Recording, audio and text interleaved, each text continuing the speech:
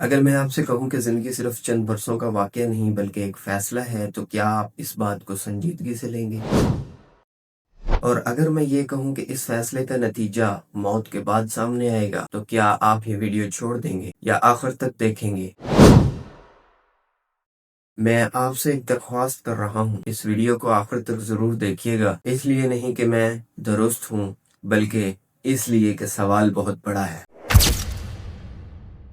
میں کوئی الزام نہیں لگاؤں گا، بس ایک کہانی اور اس کہانی کے ساتھ ایک ایسا سوال رکھوں گا جسے نظر انداز کرنا آسان نہیں۔ جاوید اختر صاحب، یہ بات براہ راست آپ سے ہے، مگر سننے کے قابل ہر اس شخص کے لیے جو خود کو سوچنے والا سمجھتا ہے۔ تصور کیجئے ایک جگہ دو لوگ بیٹھے ہیں، دونوں پڑھے لکھے ہیں، دونوں ذہین، دونوں سوچنے والے۔ ایک شخص کہتا ہے خدا نہیں ہے، زندگی محض ایک اتفاق ہے اور موت کے بعد سب کچھ ختم ہو جاتا ہے، نہ کوئی حساب، نہ کوئی جواب دہی، نہ کوئی انجام۔ دوسرا شخص کہتا ہے میں اس بات سے اتفاق نہیں کرتا، وہ کہتا ہے ہم اس دنیا میں صرف کھانے پینے اور ختم ہو جانے کے لیے نہیں آئے، ہم یہاں اس لیے آئے ہیں کہ ہم اللہ کو پہچانیں اور اس کی بنائی ہوئی چیزوں پر غور کریں۔ وہ کہتا ہے ذرا اس کائنات کو دیکھو، قوانین، توازن، نظم، ہر چیز ایک حد میں چل رہی ہے۔ کیا یہ سب اندھے اتفاق سے ہو گیا یا اس کے پیچھے کوئی ارادہ ہے؟ ہم ایک کتاب دیکھ کر مان لیتے ہیں کہ کوئی لکھنے والا ضرور ہوگا،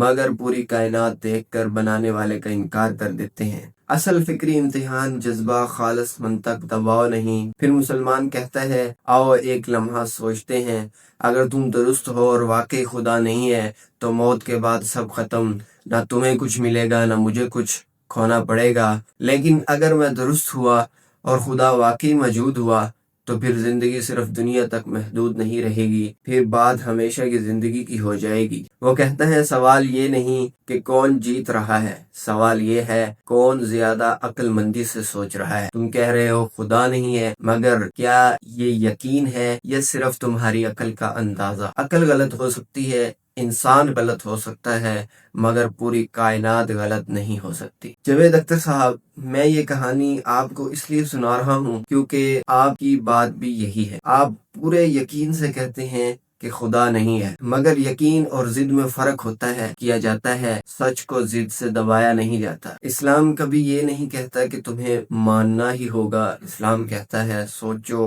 غور کرو اور پھر خود فیصلہ کرو۔ قرآن دھمکی کی کتاب نہیں، دعوت فکر کی کتاب ہے، یہ عقل کو مخاطب کرتا ہے، ضمیر کو جگاتا ہے۔ جاوید اختر صاحب، سچ کو مان لینا شکست نہیں ہوتی، کبھی کبھی سچ کو مان لینا انسان کو اندر سے ہلکا کر دیتا ہے، اور اگر خدا واقعی موجود ہے تو اس کی طرف ایک قدم سب سے محفوظ قدم ہوتا ہے۔ اگر آپ درست ہوئے تو آپ کے مطابق سب ختم، اور اگر خدا موجود ہوا تو پھر ہمیشہ کا سکون اسی کے ساتھ ہوگا جو اس چیز کو پہچان لے۔ میرا کام زبردستی کرنا نہیں، میرا کام بات پہنچانا ہے، فیصلہ انسان اور اس کے رب کے درمیان ہوتا ہے۔ میں صرف اتنا کہہ رہا ہوں، پوری کائنات ایک ہی بات کہہ رہی ہے کہ خدا موجود ہے، اور اس اشارے کو سمجھ لینا اکثر انسان کو سکون تک لے جاتا ہے۔ سوچئے، اور اگر سوچا ہے تو اس ویڈیو کو یہاں ختم نہ کیجیے بلکہ اپنے اندر سے شروع کیجیے۔